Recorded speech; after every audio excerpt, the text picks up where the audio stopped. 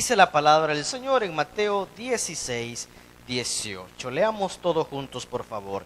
Y yo también te digo que tú eres Pedro, y sobre esta roca edificaré mi iglesia, y las puertas del Hade no prevalecerán contra ellas. Vamos a orar. Padre, gracias por su palabra. Gracias, Señor, porque nos permite poder aprender, Señor, dónde radica el poder de la iglesia. Ayúdenos, Señor, a entender esta palabra y poder aprender en este estudio bíblico que el poder de tu iglesia, Señor, está enfocado en un solo nombre, que es Jesucristo. Bendíganos, en el nombre de Jesús pido su sabiduría, Espíritu Santo, y le doy la gloria y la honra en Cristo Jesús. Amén y amén. Pueden sentarse, hermano. Muy bien, déjeme explicarle un poquito acerca del contexto de la iglesia. La iglesia en sí, recuerda, estamos en un estudio bíblico. La iglesia en sí fue constituida en el año 30 después de Jesucristo, y se reconoce pues que la iglesia fue establecida en la famosa fiesta de Pentecostés. Lo podemos leer en Hechos capítulo 2, donde fue el descenso del Espíritu Santo sobre la iglesia, donde el Espíritu Santo vino a morar permanentemente en la iglesia. Porque en el Antiguo Testamento el Espíritu Santo no moraba. El Espíritu Santo en el Antiguo Testamento tenía una acción que venía a cumplir su propósito y luego el Espíritu Santo volvía. Entonces, en el Nuevo Testamento, con el establecimiento de la iglesia en Pentecostés, el Espíritu Santo desciende y hace su morada en la iglesia, en los creyentes. Ojo, no hablo de iglesia como una estructura, no, hablo como iglesia de acuerdo a sus miembros. Entonces el Espíritu Santo bajó en aquel aposento sobre 120 personas que estaban esperando el descenso del Espíritu Santo. Y es allí cuando la iglesia es instituida en el Nuevo Testamento. Ahora bien, a la luz de la historia, hermano, la iglesia ha sido perseguida. Encontramos allá en el libro de los Hechos, en el capítulo 7, nos encontramos con el primer mártir de la iglesia. Nos encontramos con el primer, por decirlo así, el primer asesinado por predicar la palabra de Dios. Y fíjense que es tan interesante porque a partir de ese momento, cuando aparece el primer mártir de la iglesia, es cuando la iglesia va a tener un apogeo. Es cuando la iglesia se tiene que expandir. Y ojo, la iglesia no se expande porque ellos quieran expandirla. No, la iglesia se expande por la necesidad de huir del imperio romano. Es como la iglesia viene y empieza a desarrollarse en diferentes lugares. Usted ve a Pablo, lo ve en Asia, lo ve en las zonas de Antioquía, se conoce como el punto misionero de las iglesias, y es allí, y la fecha trascendental es el año 70 después de Cristo, cuando un emperador llamado Vespasiano entra a Jerusalén, va a sitiar Jerusalén, le prende fuego al templo y ahí se hace una dispersión. Y dentro de esa dispersión también la iglesia tiene que sufrir y salir de Jerusalén y buscar otros lugares donde ir a residir. ¿Se recuerdan ustedes para el tiempo de la guerra? Para el tiempo de la guerra muchas familias tuvieron que emigrar porque ya no podían vivir en su lugar de habitación, porque los bombardeos eran constantes, porque era inhóspito el lugar, no se podía vivir. Yo me recuerdo y se me viene a la mente el departamento de Usulután. Yo vi un documental donde las personas pedían abandonar Usulután porque ya no aguantaban el enfrentamiento, ya su mente estaba tan traumada que ellos al oír una bala, ellos morían, ellos se traumaban. Entonces ellos buscaban dónde expandirse, buscar otro lugar donde ir a vivir. Lo mismo pasó a la iglesia. Tuvo que salir de Jerusalén, expandirse, y en esa expansión es que la iglesia empieza a aparecer en Asia, empieza a aparecer en el lado de África y empieza a aparecer y podríamos pasarnos aquí horas explicándole toda la historia de la iglesia, cómo llegó a Europa, cómo llegó a El Salvador, y podríamos contar testimonios, híjole hermano, de gente que ha sufrido por llevar el evangelio. No hombre hermano, nosotros ahorita estamos en la gloria.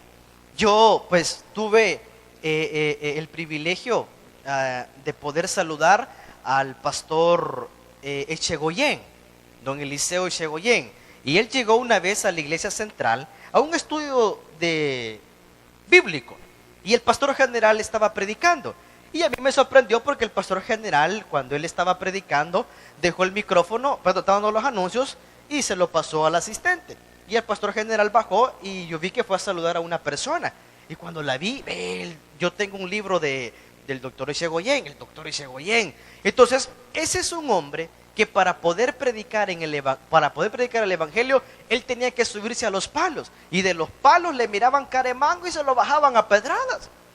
Ese hombre para predicar la palabra tenía que esconderse, tenía que repartir trataditos y de escondida, porque no era permitido, porque había una sola religión. Entonces ese hombre, don Eliseo Hernández Echegoyen, se le conoce como el pionero del evangelio en El Salvador, que vino y predicó a costa de su vida. Entonces han habido hombres, hermanos, que han dado su vida por el evangelio, por la iglesia, a pesar de, yo me recuerdo de un misionero en África. Este misionero en África se fue con su esposa, y al llegar allá a África se establecieron y montaron su iglesia y empezaron a trabajar con las tribus africanas. Pero al pastor, al misionero, le dio la enfermedad llamada malaria, y él regresó a Europa a tratarse. Se vino con su familia, se trató, lo curaron, y luego ya él sano, él volvió nuevamente al África a seguir trabajando. Y cuando llegan nuevamente a África, es su esposa a la que le da malaria, y su esposa no aguantó, murió en el África. Y dijo el pastor misionero, la vamos a enterrar aquí. Pasaron los años y al pastor, al misionero, le vuelve a dar malaria, y esta vez a él le dio esa enfermedad tan fuerte que no la resistió, murió en África. Y toda la organización misionera lo mandó a traer, y cuando lo mandaron a traer, los hermanitos de la iglesia en África le decían: déjenlo, no se lo lleven, no se lo lleven. Y en la historia relata que se paró un hermano de la iglesia que ella había fundado y le dijeron: déjenos el corazón de él por lo menos, porque el corazón de este hombre está aquí en África. Los hermanitos reconocían que ese hombre había dado todo por el evangelio, que había llevado a su familia por predicarle, porque las etnias conocieran el nombre de Jesucristo. Y así la iglesia ha avanzado, y así la iglesia se ha ido estableciendo, y así la iglesia se ha ido expandiendo, aún y en contra de todos los ataques diabólicos, satánicos. ¿Sabía usted que en el año de 1997 yo estaba, si no me equivoco, en un ministerio que se llama Querigma? Dentro de ese ministerio estaba un pastor que se llama Tony Trejo. El pastor Tony Trejo es pastor todavía de la iglesia Lin, pastor asociado. Y este pastor Tony Trejo, yo me acuerdo que llegó a una reunión, porque íbamos a tener un evento, ¿verdad? Y queríamos pues invitar a las iglesias y llevar evangelismo y todo lo demás. Y yo me recuerdo que este pastor Tony Trejo nos dijo: hay que orar, dijo, hay que orar fuertemente, porque acaban de llegar a la iglesia el Lin y acaban de decirnos que la iglesia satánica de El Salvador está orando porque quiere derribar a 5 de los principales pastores de El Salvador. Y cuando nosotros oímos eso, nos sorprendió, hermano, porque para mí era nuevo escuchar de una iglesia satánica en El Salvador, que estaban ayunando, que estaban orando por quebrarse a 5 pastores del Salvador. Dentro de esos 5, hermano, lamentablemente pues se perdieron 2 grandes pastores del Salvador. Uno de ellos, ya se recordará, hizo su pelazón hace muchos años de llenar los 5 estadios en un domingo, hermano. Los 5 estadios: Flor Blanca, Cucatlán, Usulután, Santa Ana, San Miguel. Y él se trasladaba de helicóptero para acá, para predicar. Y se llamaba el evento el Día de Restauración. Y la gente llegaba y adoraban a Dios. Las almas se convertían. Increíble. Aún con todo y eso, que los líderes cayeron, la iglesia ha seguido. La iglesia continúa. Ahora, con toda esta introducción que yo le he dado, yo quiero que veamos en dónde radica el poder de la iglesia. Recuerde que estamos en un estudio bíblico, y en un estudio bíblico pues venimos a aprender de la palabra. Número 1, el poder de la iglesia radica en una unidad. Vea por favor Efesios 4:13. Efesios capítulo 4 versículo 13. Adelante por favor, Efesios 4:13. Si ya llegó a Corintios, ahí adelantito. Efesios capítulo 4 versículo 13. ¿Lo tenemos, hermano? Efesios 4:13. El poder número 1, el poder de la iglesia radica en la unidad. Mire lo que dice Efesios 4:13. Hasta que todos lleguemos a la unidad de la y del conocimiento del Hijo de Dios, a un varón perfecto, a la medida de la estatura de la plenitud de Cristo. Vamos despacito. Mire la primera frase. Hasta que, ¿qué dice? Todos. Todos. Y esta palabra todos rige implícitamente a la iglesia. Hasta que todos. Todos. Y aquí es todos los que estamos aquí. Todos los que están en otras iglesias adorando a Cristo. Todos los que están allá en Europa, en Estados Unidos predicando a Cristo. Todos. Hasta que todos lleguemos, ¿a qué dice? A la unidad de la fe. A ver. A la unidad de la fe. ¿Y a cuál fe se refiere? Mire, yo tengo fe. Mire, yo ando flaco en la fe. Yo pues ando desanimado. Yo pues ando apagado. Yo me siento pues triste, melancólico, porque se acabó el año 2015. No está hablando de esa fe. Hasta que todos lleguemos a la unidad de la fe. ¿Y eso qué significa? El poder de la iglesia radica en esa unidad de la fe. El predicador Spurgeon, en su libro Carta a mis estudiantes de homilética, dijo lo siguiente: cuando un creyente generaliza la fe, oiga lo que dice, generaliza la fe, es un buen creyente. Pero cuando un creyente tiene su convicción en la fe, es una buena iglesia. Es una buena iglesia. Entonces, cuando yo generalizo la fe, ay, sí, ¿qué generaliza la fe? Ay, yo, mi Señor aquí, y Dios allá, ay, nombre de Dios, y todo nombre, y va a ir al culto hoy, no puedo. ¿Y por qué no puede? Ay, tengo que vender más. No está en la unidad de la fe. Cuando dice Spurgeon, cuando un creyente llega y pone a la fe como convicción, es una buena iglesia. ¿Y cómo es eso? Cuando llego a la unidad de la fe. ¿En quién hemos creído? En Jesús. Entonces, cuando la iglesia ha creído en Cristo, entonces podemos llegar a la unidad de la fe. ¿Y eso qué implica, mis amados hermanos? Que estamos con un solo propósito, estamos con un solo objetivo. ¿Cuál? Darle la gloria a Jesucristo, seguir a Jesucristo. Y yo les explicaba a mis hermanos, y yo se los quiero enseñar. Cuando yo sigo a Jesús por lo que Él me pueda dar, soy frágil. Soy frágil.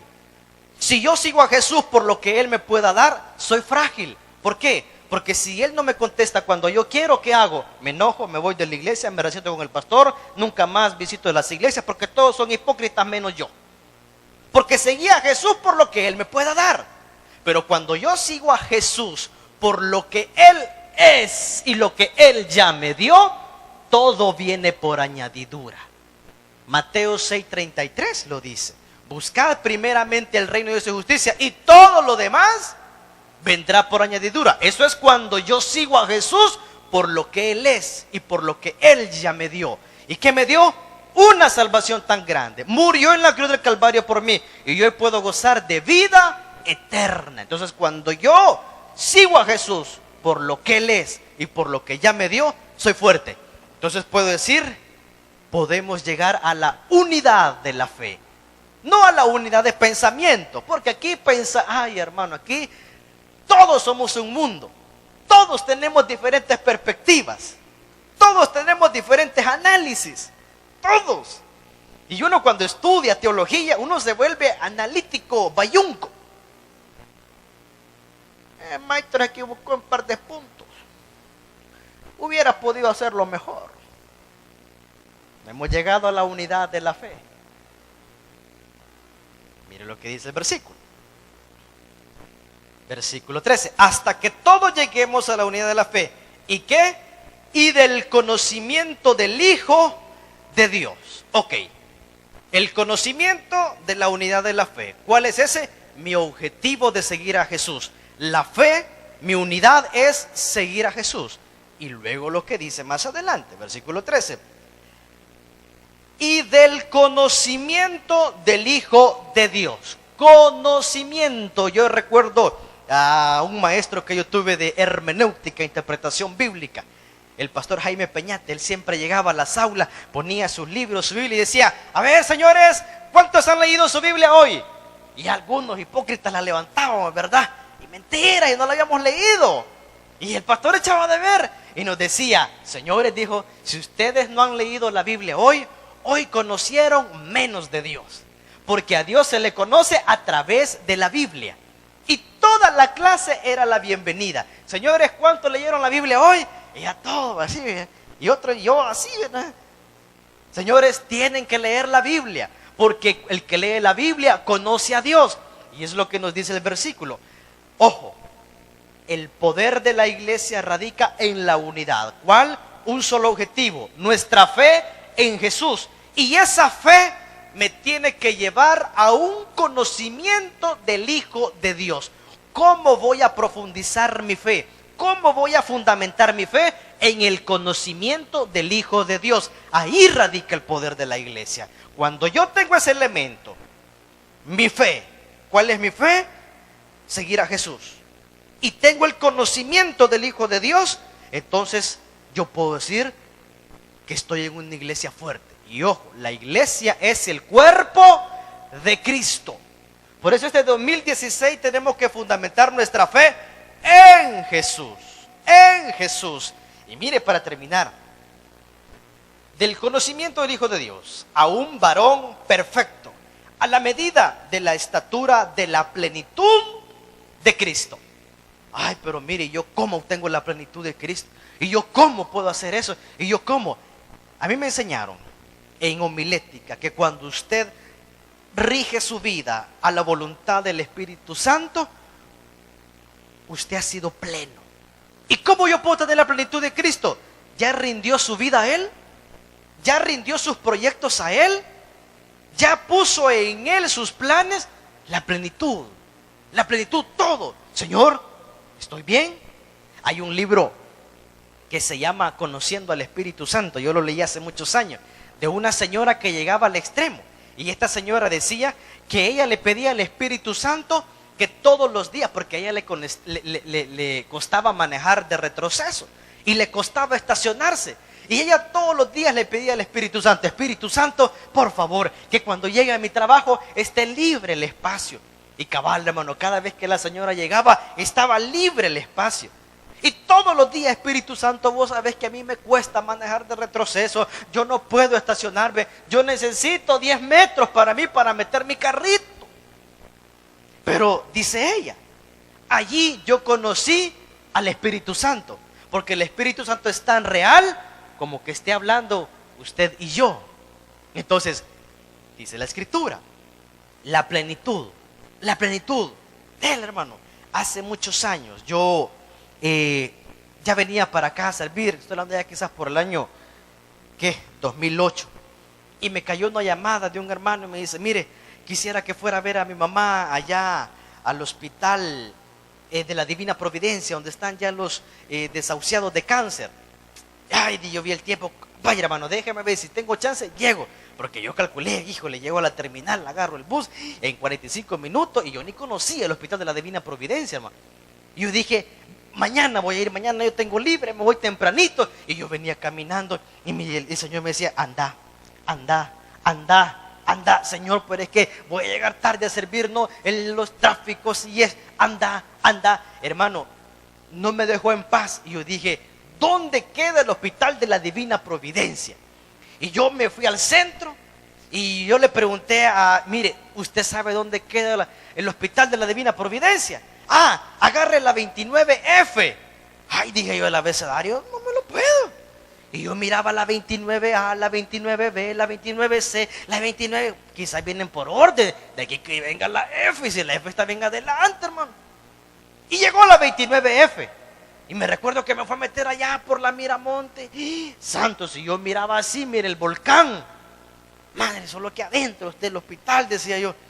Y le pregunto al motorista, mire, ¿dónde está? Ah, se va a bajar aquí, mire. Luego va a caminar hacia arriba. Hermano, me bajé ahí y sin mentirle, yo quizás caminé 1 kilómetro. Y yo preguntando, mire, el Hospital de la Divina Providencia, el hospital, allá está, media cuadra. Ay, hermano, yo cuando vi el hospital, vi la entrada y vi a las monjitas, me alegré. Ya llegué a la tierra de Canaán, dije yo. Y como andaba con la guayabera negra, que anda ahí, mi hermano de seguridad. Y las monjitas cuando me vieron, dije, esta es curita, dijeron. Y yo la saludé, ¿verdad? ¿Qué tal, madrecita? ¿Cómo está? Bien, hijo, me dice. Como vieron de negro, vengo a visitar. Pase, me dijo. Antes no me dijo padre. Pasamos, llegamos a ver a la hermana. ¿Y qué tal? Bien, me dice. ¿Qué tal? Aquí, me dice. Esperando el milagro. Vaya, hermana, vengo, le digo. Pues yo sabía cuánto tenía de chance para no venir tarde. Vengo con un solo propósito. Y es que usted reafirme su fe en Jesús y lo reciba como su salvador personal. Ah, pero es que yo ya fui a la iglesia. Va, está bien, chivo, ya fue a la iglesia. Si usted muriera hoy, ¿a dónde iría su alma? No sé, vamos a hacer la oración. Pero la vamos a hacerla bien. Y va a recibir a Cristo. Porque después de esta oración, usted está lista para ir a gozar de la gloria. Y hicimos la oración. Y ya cuando venimos, hermano, a los 2 días me llaman, falleció mi madre, pastor. Hermanito, cuando yo escuché esa noticia, sentí aguado mi cuerpo. ¿Qué hubiese pasado si no hubiésemos atendido a la voz que nos estaba diciendo? Ay, a mí Dios no me habla. ¿Cómo no? Esa es la plenitud. Cuando usted tiene una conexión con Dios, Dios le habla, hermano. Lo que pasa es que no hacemos caso. Lo que pasa es que nos gusta la comodidad. Pero Dios le habla. Dios ya le dijo lo que tiene que hacer hoy. Dios ya le dijo lo que tiene que hacer mañana. Sí, Dios ya nos dijo. Ahora, dijimos, número 1, el poder de la iglesia radica en la unidad. Número 2, el poder de la iglesia radica en un buen testimonio. Vaya conmigo, 2 Timoteo 1:8. 2 Timoteo 1:8. Segunda carta a Timoteo, capítulo 2, versículo 8. Cuando lo tenga me dice un fuerte amén. 2 Timoteo, capítulo 1, versículo 8. ¿Dónde radica el poder de la iglesia? En un buen testimonio. Ok, veamos lo que dice la escritura. Ve el versículo 1, capítulo 1, versículo 8. Por tanto, no te avergüences de dar testimonio de nuestro Señor. ¿A qué? ¿Dónde radica el poder de la iglesia? En un buen testimonio. A mí me encanta aquellos creyentes que cuando yo me los encuentro en la calle, me saludan. Yo siempre, Dios le bendiga. Amén, pastor. Ah, este anda bien. Y otro que, Dios les bendiga. Buenas tardes.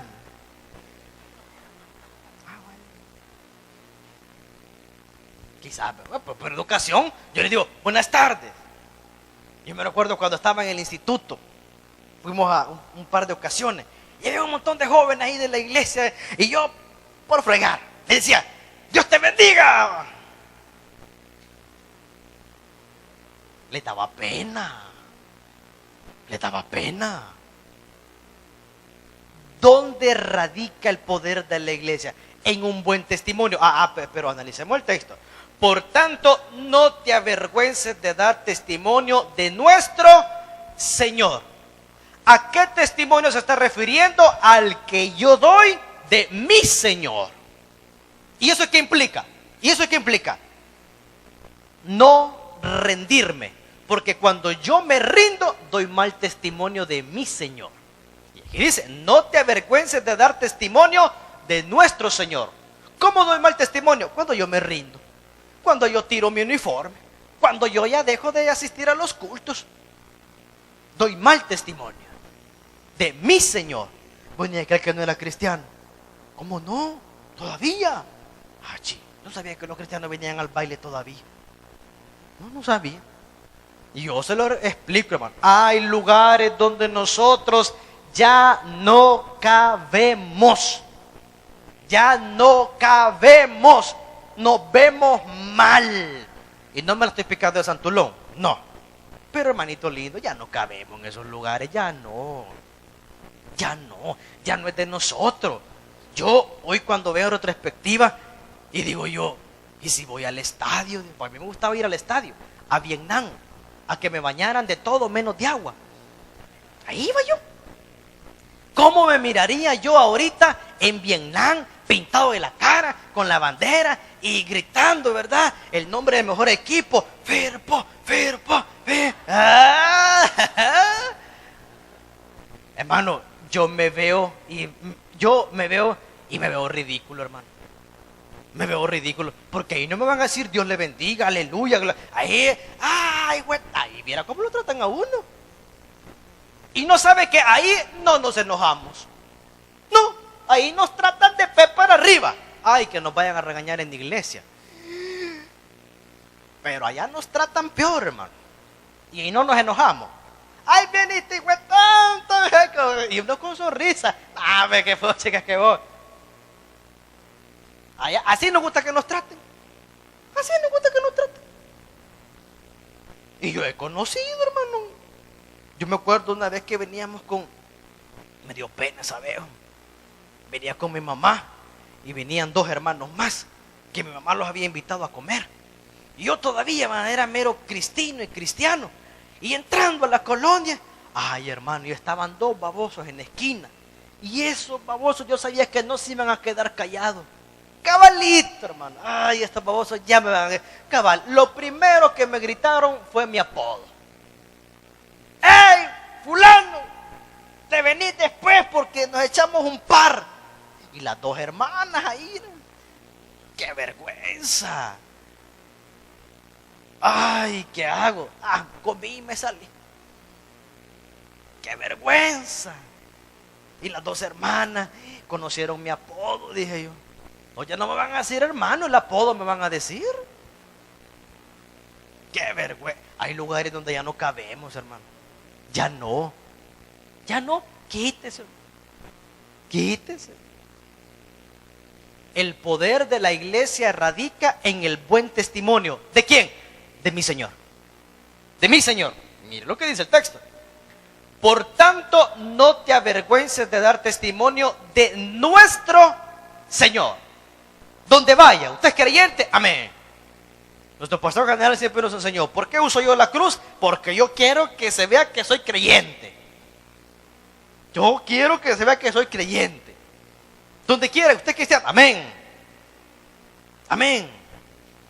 Yo cuando estuve en el hospital, los 3 meses de tratamiento, a mí no me decían mi nombre, a mí me decían pastor. Ya le toca al pastor la pastilla, porque como yo ponía ahí, me pedían el carnet y todo. ¿Y en qué trabaja? Yo soy pastor. Pues pastor, me acuerdo yo del pastor Navarrete, del doctor Navarrete, el doctor Bautista, eran los que siempre llegaban a chequearme, a ver cómo estaba. Y en la mañana, ¿qué tal, pastor? Aquí le digo, bien, listo para un nuevo día. Que bueno, ya me pinchaban y me miraban a sacarme sangre para ver cómo iba la creatinina, hacerme unas ultras, y ya me llevaban al cuarto. ¿Y qué tal, pastor? Viene. Y yo había pedido un himnario y una Biblia. Porque yo, como en el hospital es aburrido, hermano. Ay, después del almuerzo, qué aburrido, hermano. Eso es largo. A las 2, a las 3, a las 4. Y usted oye roncar a los que están a la par suya, hermano. por todos lados. ¿Y qué hace uno, pues? Y aguántese. Entonces yo sacaba mi Biblia y mi himnario. Y ahí me gustó un corito. A la batalla, oh cristiano. Y yo me ponía a cantar. Donde quiera. Donde quiera. ¿Usted es cristiano? Soy cristiano. ¿Dónde se congrega? En el tabernáculo. Con orgullo, papá. ¿Ya me bautizó? Todavía no. Bautícese. No te avergüences de dar testimonio de nuestro. ¿Dónde radica el poder de la iglesia? Cuando yo pongo en alto, no mi nombre, el nombre de nuestro Señor Jesucristo. Ese es el poder de la iglesia. Gloria al Señor. Gloria a Dios.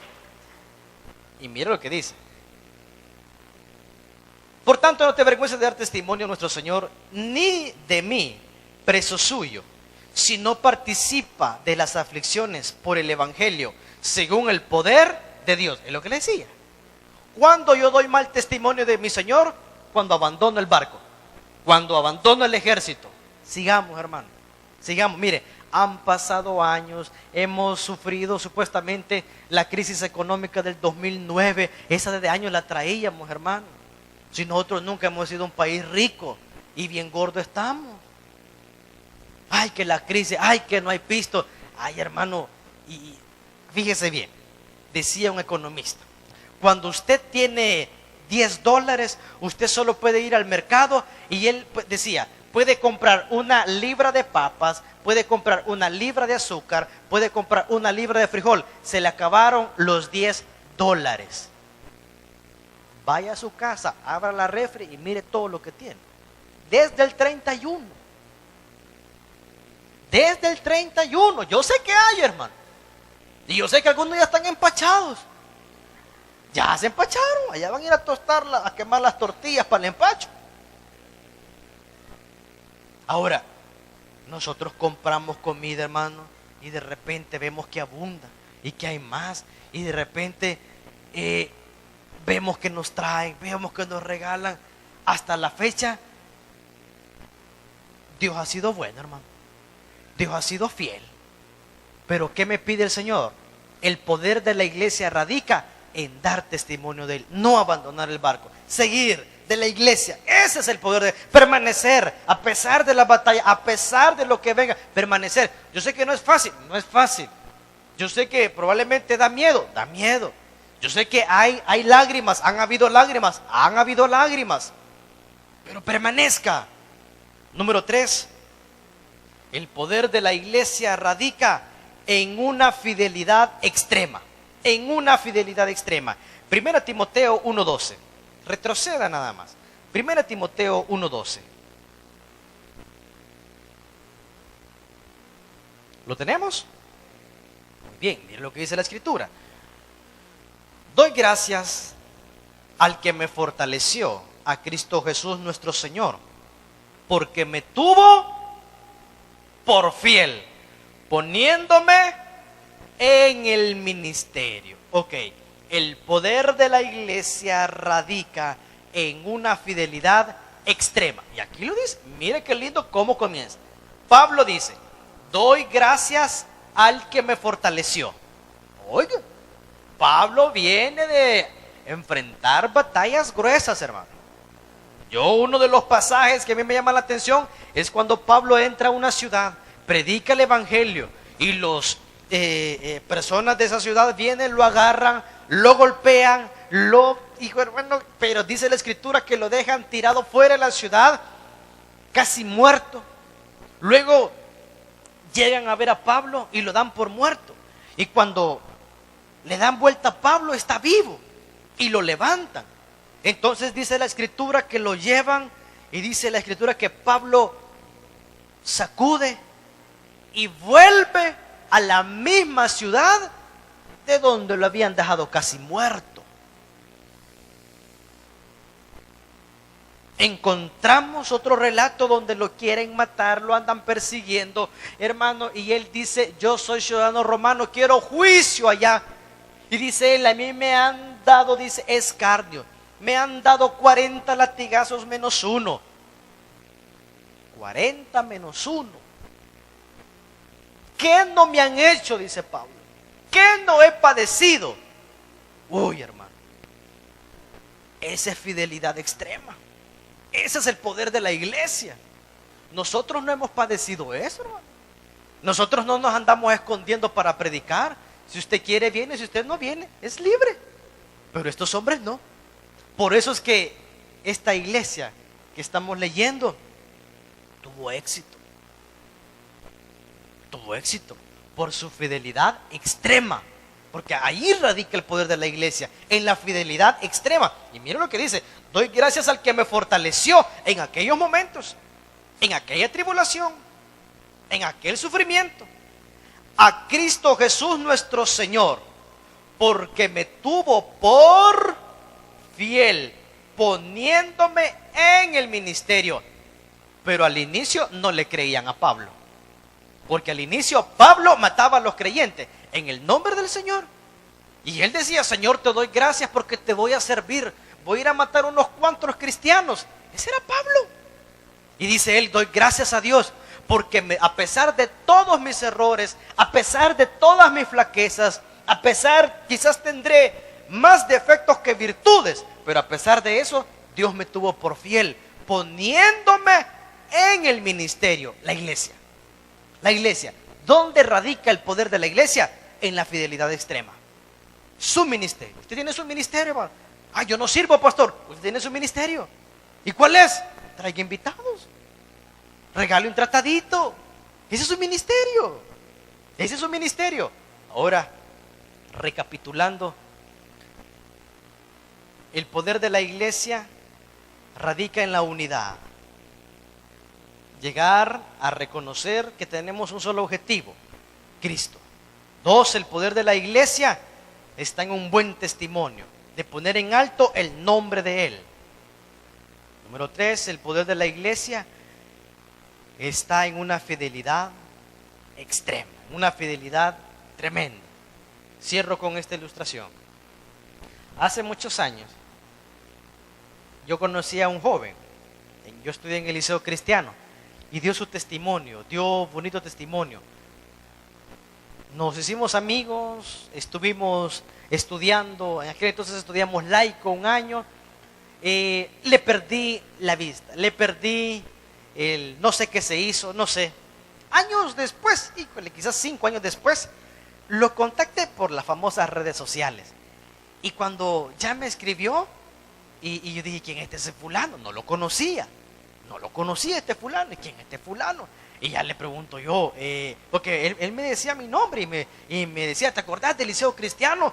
No sabía, no lo conocía. Y ya lo veo todo gordito, hermano, todo chapudito. Y me dice: soy fulano de tal, soy el del testimonio, me dijo aquel. Cuando él me dijo el testimonio aquel, me acordé, porque nosotros lo molestábamos. Cuando él contó su testimonio, él no mencionaba nombres, solo decía: y yo, dice, maté a aquel, decía, y a mí me pegó aquel, y a mí me vendía la droga aquel. Entonces nosotros le pusimos de apodo Raquel, por decirle aquel.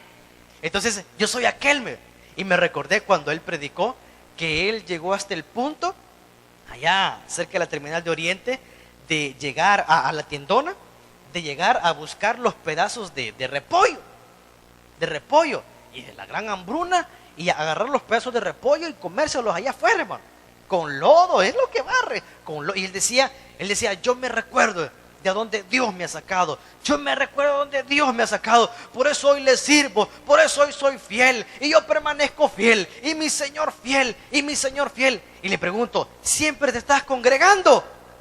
No, me dijo.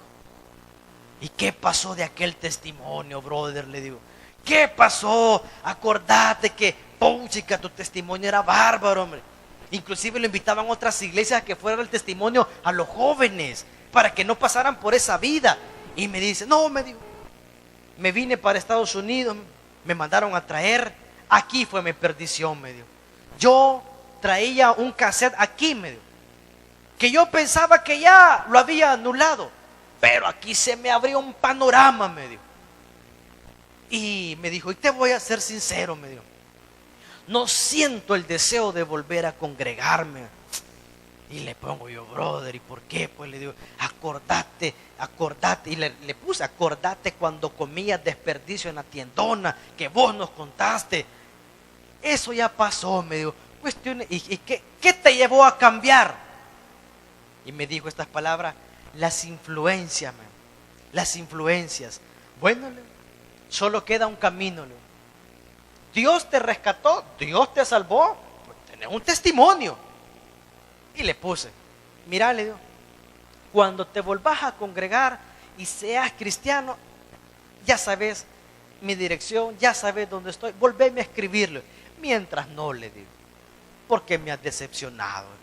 Yo puse de testimonio de fidelidad, de seguir a Cristo, motivaba, hermano, motivaba. No, me has decepcionado, le digo. Y ya, verdad, nos despedimos y todo. Han pasado, hermano, esto lo estoy hablando 3, 4 años. No sé nada de él, no sé nada. ¿Dónde quedó toda aquella palabra, mi Señor, y fidelidad, y fidelidad? ¿Dónde quedó? En simples palabras. ¿Qué pasó?